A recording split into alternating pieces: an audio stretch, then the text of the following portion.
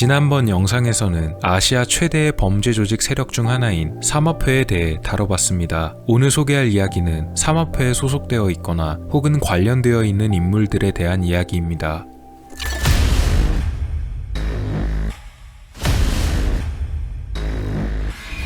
이 남성의 이름은 두월생입니다. 1편에서 말했듯이 삼합회의 기원이 되었던 청방을 최초로 조직한 사람 중 한 명으로 알려져 있습니다. 다만 이 부분에 대해 역사학계에서는 그가 청방을 조직한 것이 아니라 청방의 말단 조직원 생활부터 시작해서 두목의 자리까지 올라간 것으로 보고 있습니다. 그는 청나라 말기에 광서제가 제위하던 1888년에 상하이에서 태어났고 9살 때 부모를 모두 잃은 뒤 나중에는 할머니와 같이 살게 됐습니다. 1902년 상하이의 어느 여관에서 일하다가 청방의 존재를 알게 되었으며 지인을 통해 근처에서 악명을 떨치던 폭력배인 황진룽을 소개받습니다. 황은 두월생을 꽤 마음에 들어했고 두월생은 그의 밑에서 일을 배우게 되며 곧 수많은 돈을 벌어들이게 됐습니다. 불우했던 과거를 살았던 두월생은 특이하게도 범죄 조직에서 두각을 드러냈고 곧 청방에서 높은 자리에까지 올라갔으며 그의 상사인 황진룽은 청방의 보스가 되었습니다. 그러나 황이 어느 사건에 연루되어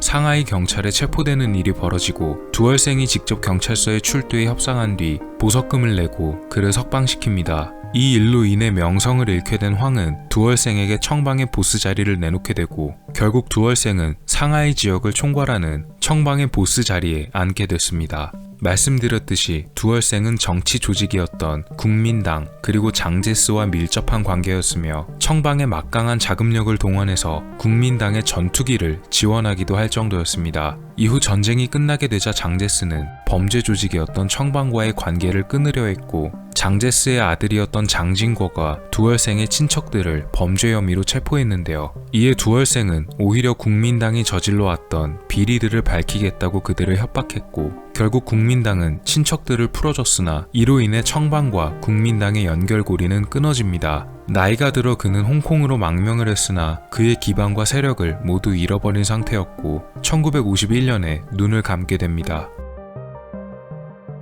이 남자는 향전이라는 이름의 남성입니다. 역시 국민당과 연관이 있는 인물이며 국민당 군 내에서 소장을 역임했습니다. 자식이 굉장히 많았다고 합니다. 향전의 12번째 아들인 향화강이라는 남자입니다. 영화계에서 주로 활동한 인물이었으며 제작자이자 배우로 일하던 사람이었습니다. 홍콩 느와르 영화 제작을 거의 도맡았다고 합니다. 대기업 그룹의 회장으로 재산이 어마어마하다고 합니다. 그러나 2020년 그는 대만으로 이민 신청을 내고 그 이유에 대해 의견이 분분해지기도 했으나 결국 대만 당국에 의해 이민이 거부되고 맙니다. 향전의 10번째 아들인 향화승이라는 남자입니다. 역시 향화강과 비슷하게 영화계에서 활동했고 주로 제작자로 일했었다고 합니다. 그 역시도 조직원이었습니다. 동생 향화강과 함께 일을 하며 여러 사업을 통해 돈을 엄청나게 벌었으나 2014년 식도암에 걸리게 되었고 결국 일찍 목숨을 잃게 되고 말았다고 합니다. 1편에서도 언급되었던 액션 배우 왕우, 그는 전 영상에서도 말씀드렸듯이 배우이면서도 삼합회와 관련이 매우 깊으며 중련방에서 두목급 대우를 받는 인물이었습니다. 그런 그가 2007년 대만의 한 가지 사실을 폭로하여 대만 전체가 크게 떠들썩했던 사건이 있었습니다. 바로 그가 대만의 삼합회 중련방으로부터 암살 청부를 의뢰받았었다는 것입니다. 더 정확히 말하자면 정치계와도 연관이 있었는데요. 암살 대상은 다름 아닌 대만의 정치인이자 당시 여당인 국민당 세력의 반대편에 서 있던 야당 민진당의 멤버였던 쉬신량이었습니다. 왕우는 수십 년 전 중련방 멤버를 통해서 자신에게 암살을 청탁했던 일을 폭로하며 이 일의 배우가 누구인지를 밝혔는데요. 바로 국민당의 바이완샹이라는 인물이었습니다. 왕우는 바이완샹에게 자신이 임무를 수행하는 대신 이 사건이 들통나게 된다면 국민당 측에서 모든 책임을 지겠다는 위임장을 요구했으나 바이완샹은 거절했고 결국 사건은 벌어지지 않았습니다. 왕우의 이런 일화가 폭로되자마자 대만 정치권에서는 진실을 요구하는 목소리가 높아졌고 바이완샹은 이미 고인이 된 인물이었기 때문에 사건의 진실은 알 수가 없게 되어버렸습니다. 국민당 측에서는 전혀 모르는 일이라 일축했지만 폭로가 벌어졌던 2007년은 대만의 선거 기간이었고 당시 총통이었던 천수이벤 대만 총통은 사건의 철저한 재수사가 필요하다고 말하기도 했습니다.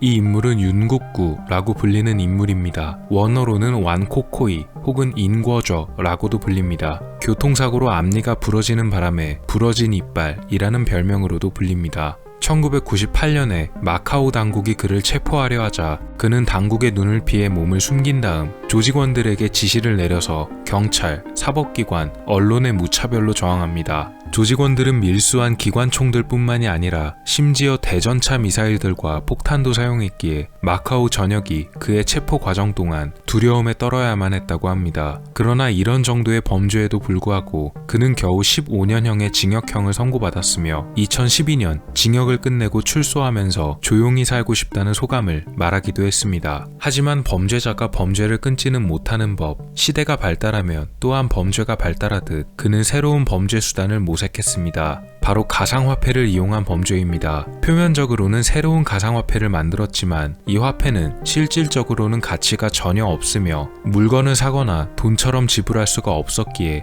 완전히 사기였다는 점이 드러났습니다. 결국 그는 이 위조 가상화폐 범죄로 인해 미국의 제재를 받게 되었으며 그가 대표로 있는 사업체들 역시도 자산 동결과 금융제재 조치를 받게 됐습니다.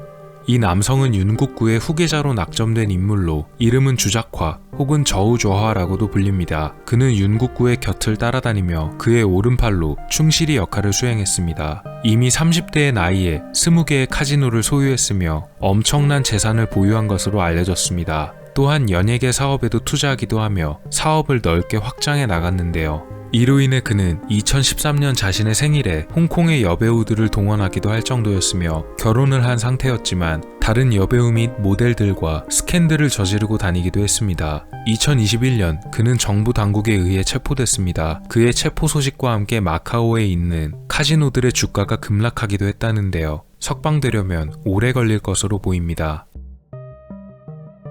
화려한 장례식을 치른 조폭 두목으로도 유명한 쉬아이칭. 그는 키 158cm에 몸무게가 겨우 35kg으로 작은 몸집과 체구를 가졌지만 몸이 날렵해서 모기라는 별명이 붙었던 인물입니다. 1913년 대만에서 출생했으며 가난한 가정을 먹여 살리기 위해서 10대 시절부터 어린 나이에 조직 생활을 시작했다고 합니다. 그가 몸담았던 조직은 삼합회의 일파인 14K였습니다. 번화가를 근거지로 명성을 쌓기 시작했고 호텔과 나이트클럽을 비롯한 사업체를 거느려 1950년대에는 이미 두목의 자리에 올랐으며 시의원 자리에 진출하기도 했습니다. 그러나 정치계가 자신과는 맞지 않다고 느껴서 금방 정치인 자리를 박차고 나왔으며 1970년대까지도 막강한 권력을 행사하다가 공식적으로는 주먹세계를 은퇴했습니다. 하지만 어디까지나 말뿐인 은퇴였으며 여전히 그는 대만의 조직세계에서 막강한 힘을 행사하기도 했고 각 파벌과의 싸움을 중재하는 역할을 맡았습니다.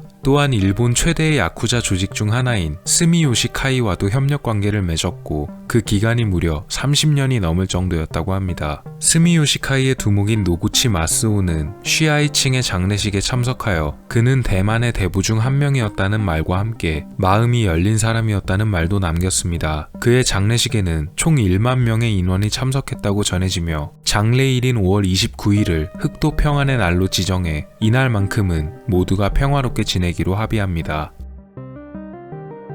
이 남자는 대만의 최대 조직 중 하나인 중련방의 보스였던 진게레 혹은 천칠이라 불리는 인물입니다. 그는 1968년에 중련방의 보스 자리에 올랐습니다. 1970년에 대만 정부에 의해 체포되었으나 곧 석방되었다가 1972년 다시 체포됩니다. 그런데 이 과정에서 천칠이는 이상한 제의를 받게 되었다고 합니다. 바로 대만 군 정보당국의 특수요원으로 지정되어 특별한 임무를 수행할 것을 부탁받았는데요. 이 제안을 그에게 전달한 것은 대만의 총통에 오르는 장진궈의 측근으로 알려졌습니다. 하지만 특수요원 지정은 말뿐이었고 사실은 그에게 지시된 사항을 처리하지 않으면 평생을 감옥에서 살게 하겠다는 협박을 통해 정보당국에 의해 강제로 떠맡게 된 것이었습니다. 그는 지시를 받은 대로 미국으로 건너가 타겟으로 지정된 인물을 제거했는데요. 이것이 바로 1편에서도 언급됐었던 기자 류일양의 암살 사건이었습니다. 아무리 범죄 조직의 두목급 인물이어도 국가 수준의 권력에는 덤빌 수가 없었고, 암살 사건이 일파만파 사태가 커지게 되자 천칠이가 모든 혐의를 뒤집어 쓰게 되었습니다. 결국 1985년 그는 다시 당국에 의해 체포되었다가 1991년에 겨우 석방되어 풀려났습니다. 하지만 또 대만 당국에서 그를 체포할 움직임을 보이자 그는 1996년 캄보디아로 도주했습니다. 그러나 2000년도에 대만의 한 방송국에서 천칠이가 살고 있는 캄보디아의 집을 방문했다가 그의 집에 보관된 수백 개의 총기가 발각됐고 캄보디아 군경이 그를 체포하게 됐습니다. 2007년 그는 지병으로 숨을 거뒀으며 성대한 장례식이 거행되었습니다. 그는 자신은 대만에 충성했을 뿐이며 자신이 이런 대접을 받는 것은 억울하다는 마지막 유언을 남겼다고도 하네요. 이 남자는 교사 혹은 차오스라고 불린 인물입니다. 본명은 송영가이며 1980년대 하얼빈 일대와 흑룡강성 일대에서 악명을 떨치고 있던 폭력 조직의 두목이었습니다. 1991년 체포된 뒤 사형을 판결받았습니다. 이 남자는 이정광 혹은 리정광이라 불리는 남자입니다. 차오스가 체포되고 그의 세력이 붕괴된 뒤 그의 조직을 이어받은 후계자격인 인물이며 그 역시 2002년 체포된 뒤 사형을 판결받았습니다. 윤왕근이라 불리는 남성이 그의 뒤를 이었습니다. 그는 차오스와 리정광이 체포된 뒤에 사형된 것을 보고 원래 있던 곳을 떠나 한국으로 도피했으며 가리봉동에 조직의 털을 잡았습니다. 그의 이름을 따서 그의 조직은 왕건이파라고 불렸는데 당시 가리봉동에는 수많은 조직이 난립했으며 대부분은 조선족으로 이루어진 조직들이었습니다. 이들은 연변파와 흑룡강파로 나뉘어 대립했습니다. 이 중 왕건이파는 바로 연변파 중 하나였는데요. 이들은 가리봉동에서 조선족들이 운영하는 업소나 건축 현장 등의 이권에 개입한 혐의로 경찰의 소탕 작전에 대부분이 체포되었습니다. 왕건이파의 소탕으로 세력이 약해지자 이 틈을 타서 다른 연변파의 축이었던 연변 흑사파가 왕건이파의 세력을 집어삼켰고 이들 역시 흑룡강파와 지속적인 대립을 벌입니다. 결국 점점 커지는 연변 흑사파를 제압하기 위해 서울경찰청 광역수사대가 직접 나서게 됐고 대대적인 검거작전에 돌입하여 조직원들을 체포했지만 완전히 소탕하진 못했습니다. 당시 이 연변파와 흑룡강파의 싸움들과 서울강력계 경찰서 형사들의 검거작전이 영화로 그려지기도 했었는데요. 그 영화가 바로 마동석 주연의 범죄도시입니다. 비록 영화적인 각색이 들어가긴 했지만 당시 두 조직의 세력 싸움이나 경찰들이 벌인 검거작전의 어려움이 상당히 잘 표현되었다고 평가받고 있습니다. 조직원들의 수가 워낙 많다 보니 영상에서 전부 소개해드리진 못했는데요. 이들의 세력이 한국까지 뻗었다는 점은 확실히 삼합회의 힘이 막강하다는 이야기로도 보입니다. 아시아를 넘어서 다른 지역까지 엄청난 악명을 떨치고 있는 조직인 삼합회에 관한 이야기였습니다. 오늘 미스터리 어떠셨나요? 여러분의 구독과 좋아요의 힘으로 다음에도 재밌는 미스터리로 찾아오겠습니다. 미스터리 큐브였습니다. 감사합니다.